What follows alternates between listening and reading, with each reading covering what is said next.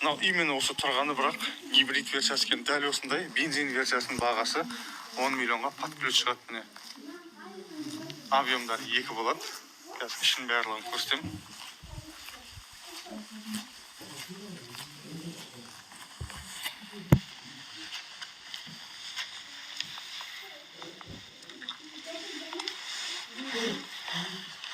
Жылынан бастап көреміз.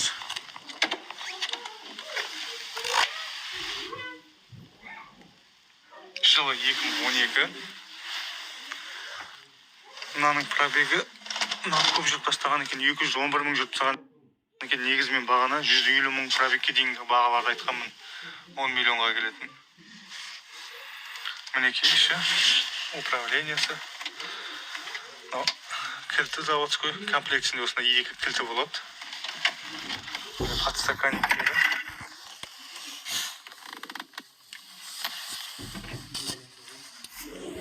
Полный электропакет, память сидений, плавающий сиденье, барлығы орналасқан. И пассажирде де бар тоже память сидений.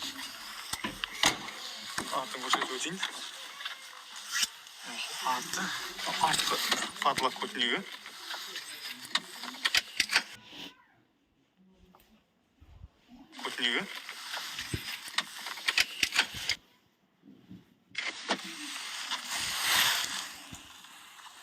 Вензалар бар, вензалар жаңағыдай ғой.